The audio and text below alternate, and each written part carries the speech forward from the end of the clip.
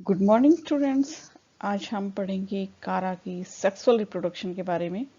हम कारा की स्ट्रक्चर और इसमें वेजिटेटिव रिप्रोडक्शन पूर्व में पढ़ चुके हैं। कारा में सेक्स ऑर्गन्स ग्लोब्यूल और न्यूक्यूल के रूप में जाने जाते हैं। ग्लोब्यूल मेल सेक्स ऑर्गन होता है और न्यूक्यूल फीमेल सेक्स ऑर्गन कहलाता है। तो ये सीमित वृद्धि वाली शाखाएं जो कि मुख्य अक्ष और ब्रांचेस पर पाई जाती हैं, उनकी पर्व संधियों पर उत्पन्न होते हैं। तो सीमित वृद्धि वाली शाखाओं की पर्व संधि पर ग्लोब्यूल और न्यूक्यूल उत्पन्न होते हैं। इस पिक्चर में हमें मोनोशियस या बाइसेक्सुअल, जिसे हम द्विलिंगी भी कहते हैं, प्लांट दिखाई दे रहा है। तो कारा की कुछ स्पीसीज बाइसेक्सुअल होती हैं तो कुछ स्पीसीज यूनिसेक्सुअल भी होती हैं। तो अधिकतर जो प्लांट्स हैं वो मोनोशियस होते हैं, एक ही प्लांट पर ग्लोब्यूल और न्यूक्यूल मिलते हैं। उस स्थिति में ग्लोब्यूल की जो पोजीशन है वो नीचे होती है और न्यूक्यूल इसके ऊपर स्थित होता है। तो ये फीमेल सेक्स ऑर्गन न्यूक्यूल है और ये मेल सेक्स ऑर्गन ग्लोब्यूल कहलाता है। कारा में सेक्सुअल रिप्रोडक्शन ऊगेमस होता है, विषम युग्मकीय प्रकार का लैंगिक जनन पाया जाता है। यहाँ पर हम सेक्स ऑर्गन्स को आसानी से mail and female sex organ में डिफरेंशिएट कर सकते हैं। तो इनसे बनने वाले जो गैमेट्स हैं वो भी टोटली डिफरेंट होते हैं और इसलिए ये विषम युग्मकीय प्रकार का लैंगिक जनन कहलाता है। सेक्स ऑर्गन्स में चारों तरफ स्टेराइल जैकेट होती है। यहाँ पर हमें न्यूक्यूल के चारों तरफ और इसमें ग्लोब्यूल के चारों तरफ बंधे आवरण दिखाई दे रहा है। सामान्यतया शैवालों का ये लक्षण नहीं है। उनमें जो सेक्स ऑर्गन्स या जननांग होते हैं वो नेक्ड होते हैं, किसी भी तरह के बंधे आवरण से घिरे हुए नहीं पाए जाते हैं। लेकिन कारोफाइसी क्लास के सदस्यों में जननांगों के चारों तरफ बंधे आवरण पाया जाता है। तो ये एक स्पेशल फीचर है जो ब्रायोफाइटा से रिजेंबल करता है। This sheath form male and female fructification. The male fructification is called globule. यहाँ पर जो नर जननांग है उसे हम कहते हैं ग्लोब्यूल और जो मादा जननांग है या फीमेल सेक्स ऑर्गन है उसे हम कहते हैं न्यूक्यूल। अधिकतर जो स्पीसीज हैं वो होमोथैलिक होती हैं, अर्थात एक ही प्लांट पर हमें मेल और फीमेल दोनों सेक्स ऑर्गन्स दिखाई दे जाते हैं। ग्लोब्यूल और न्यूक्यूल दोनों जो लीफ है उसकी नोड पर उत्पन्न होते हैं। ये पर्व संधि है, इस पर ये ग्लोब्यूल और ये न्यूक्यूल उत्पन्न हो रहा है। जब मोनोशियस स्पीसीज हैं या होमोथैलिक स्पीसीज हैं तो एक ही पर्व संधि पर नीचे की तरफ ग्लोब्यूल और ऊपर की तरफ न्यूक्यूल बनता है। इसकी कुछ स्पीसीज हेट्रोथैलिक होती हैं, अर्थात उनमें मेल और फीमेल सेक्स ऑर्गन अलग अलग प्लांट पर उत्पन्न होते हैं। कारा के एक प्लांट पर हमें सिर्फ ग्लोब्यूल दिखाई देंगे तो दूसरे प्लांट पर सिर्फ न्यूक्यूल दिखाई देते हैं, लेकिन ऐसी बहुत कम स्पीसीज में पाया जाता है। इस पिक्चर में हमें फिर से ग्लोब्यूल और न्यूक्यूल क्लियर दिखाई दे रहे हैं। स्लाइड में देखने पर हमें इस तरह की स्ट्रक्चर दिखाई देती है। ये पर्व संधि है, इस पर्व संधि पर नीचे की तरफ ये ग्लोब्यूलर स्ट्रक्चर है जिसे ग्लोब्यूल कहा जाता है, मेल सेक्स ऑर्गन, और ये कहलाता है न्यूक्यूल। इसके ऊपर की तरफ ये कोरोना कहलाता है, मुकुट। कोरोना नाम आते ही आजकल हम सब इससे परिचित हैं, लेकिन कारा में जो शीर्ष भाग पर न्यूक्यूल की एक स्पेशल फीचर पाई जाती है, मुकुट जैसी संरचना होती है जिसे हम कोरोना कहते हैं। वंस अगेन हमें स्लाइड में इस तरह की स्ट्रक्चर दिखाई दे सकती है। ये ग्लोब्यूल है और ये न्यूक्यूल है और ये पर्व संधि या नोड कहलाती है जिस पर ये स्टिप्यूल्स हमें इस पिक्चर में दिखाई दे रहे हैं। आज के इस लेक्चर में हम बात करेंगे मेल सेक्स ऑर्गन ग्लोब्यूल की। तो इस पिक्चर में हमें ये गोलाकार स्ट्रक्चर दिखाई दे रही है, ये ग्लोब्यूल या मेल सेक्स ऑर्गन होता है। ये बॉल जैसी स्ट्रक्चर है, येलो या रेडिश कलर की ये दिखाई देती है। ऐसा इसमें पाए जाने वाले पिगमेंट्स के कारण होता है। यह नोडल सेल या पर्व संधि पर पेडिसल सेल के द्वारा जुड़ी रहती है। इस पिक्चर में हम ग्लोब्यूल की स्ट्रक्चर को क्लियर कट देख सकते हैं। ये कहलाती है पेडिसल सेल, वृंत कोशिका, जो परसंधि पर इस ग्लोब्यूल को जोड़ने का काम करती है। तो ग्लोब्यूल पेडिसल के द्वारा परसंधि से जुड़ा रहता है। इस ग्लोब्यूल की जो भित्ति है वो 8 कवच कोशिकाओं से मिलकर के बनी होती है। ये 8 शील्ड सेल्स होती हैं जो कि प्लेट की तरह होती हैं। तो सबसे बाहर की तरफ हमें दिखाई देती हैं प्लेट लाइक स्ट्रक्चर, जो 8 कवच कोशिकाओं से मिलकर बनी होती है। इस शील्ड सेल से अंदर की तरफ इनग्रोथ्स पाई जाती हैं, रेडियल इनग्रोथ्स इसमें निकली हुई रहती हैं। तो हमें देखने में ऐसे लगता है कि ये बहुत सारी कोशिकाओं से मिलकर के बाहर वाली लेयर बनी है। एक्चुअल में ये 8 ही होती हैं संख्या में, और इनमें रेडियल इनग्रोथ पाई जाती है। तो ये पेडिसल दिखाई दे रहा है, और ये हैं बाहर की तरफ पाई जाने वाली, ये कहलाती हैं शील्ड सेल्स या कवच कोशिकाएं। प्रत्येक शील्ड सेल से एक रोड शेप्ड स्ट्रक्चर निकलती है। ये हमें दिखाई दे रही है लंबी सी कोशिका, छड़कनुमा, ये कहलाती है मेनोब्रियम। तो 8 कोशिकाएं हैं शील्ड सेल, प्रत्येक से एक निकलती है। तो ये संख्या में 8 ही हमें मेनोब्रियम दिखाई देती हैं। तो 8 शील्ड कवच कोशिकाएं, उनसे 8 दंडाकार मेनोब्रियल सेल्स निकलती हैं। इन मेनोब्रियम सेल्स के अंतिम सिरे पर प्राइमरी कैपिटुलर सेल्स उपस्थित होती हैं। तो 8 कवच कोशिकाएं हैं, 8 ही मेनोब्रियम होती हैं, और 8 ही फिर प्राइमरी कैपिटुलर सेल्स होती हैं। ये प्राइमरी कैपिटुलर सेल्स ये सेकेंडरी कैपिटुलर सेल्स उत्पन्न करती हैं। प्रत्येक प्राइमरी कैपिटुलर सेल से 6 या 8 सेकेंडरी कैपिटुलर सेल्स उत्पन्न होती हैं।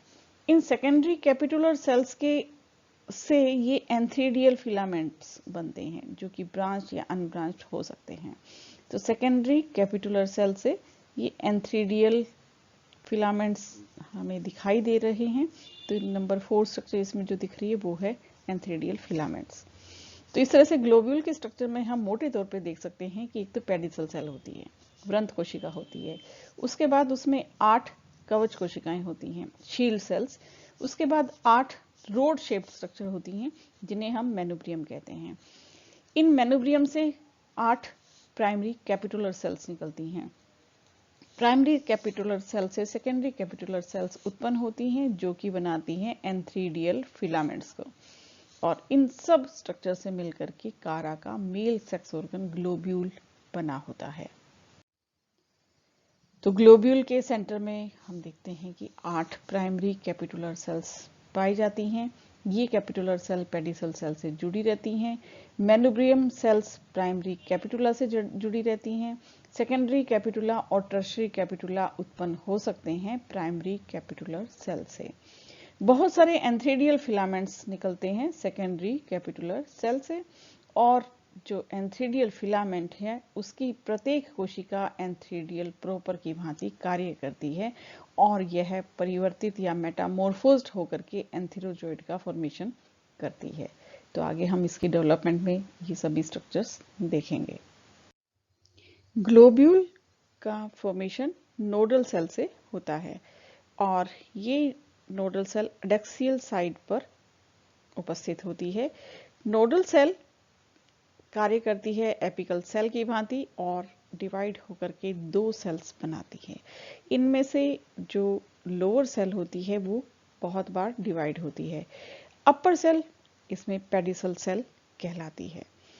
जो एपिकल सेल है वो राउंड हो जाती है, और अब इसमें विभाजन होते हैं। हम इसे ग्लोब्यूल इनिशियल कह सकते हैं।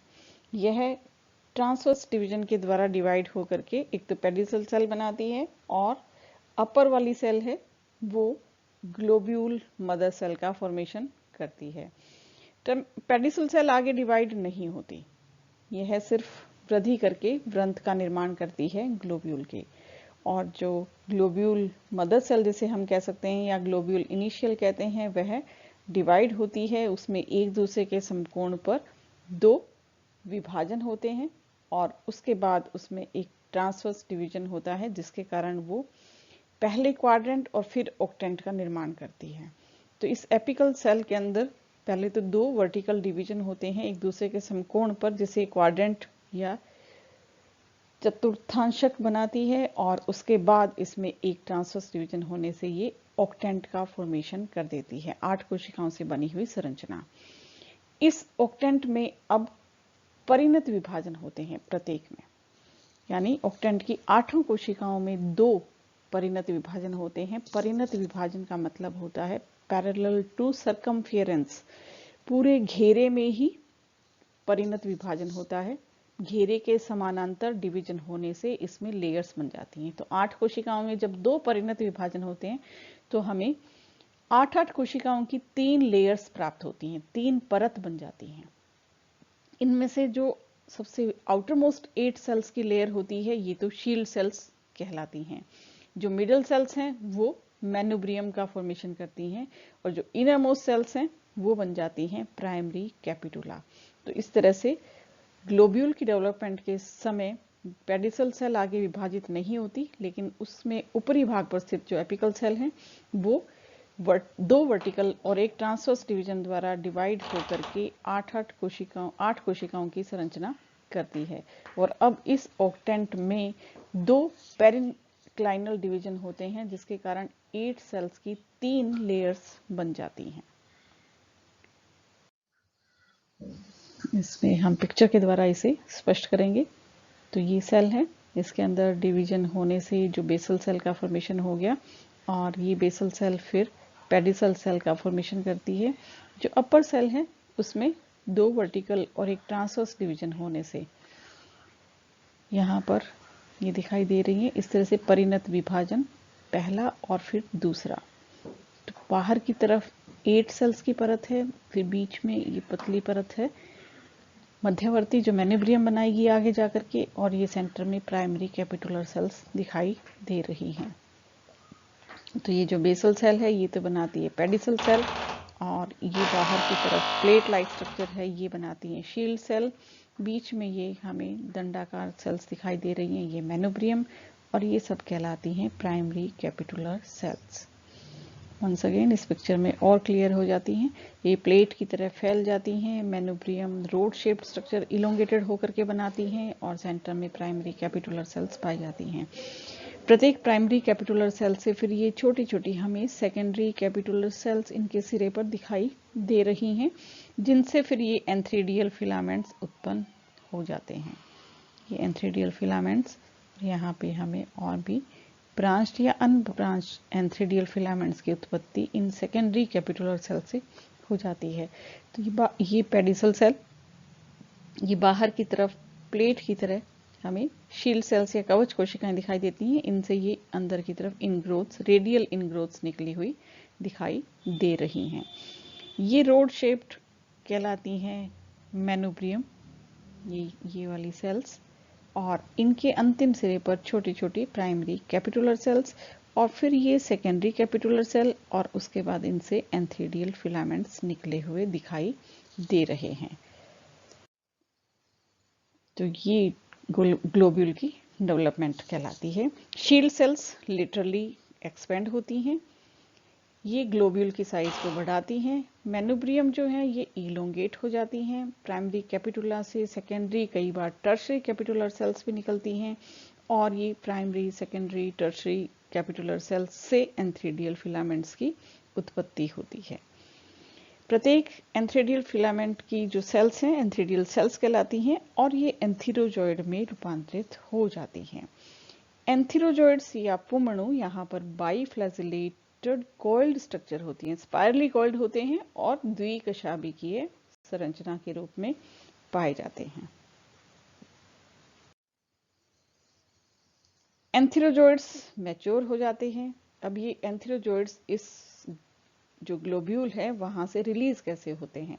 तो जब ये एंथ्रीडियल फिलामेंट्स की सेल एंथीरोजॉइड्स में, ये इस पिक्चर में दिखाई दे रहा है कि किस तरह से ये एंथीरोजॉइड्स में रूपांतरित हो जाते हैं। स्पाइरली कॉइल्ड है और बाइफ्लैजिलेट, 2 फ्लैजिला इनसे निकले हुए पाए जाते हैं। जब ये मैच्योर हो जाती है तो ये जो शील्ड सेल हैं ये एक दूसरे से सेपरेट हो जाती हैं और ये एंथ्रीडियल फिलामेंट्स को एक्सपोज कर देती हैं।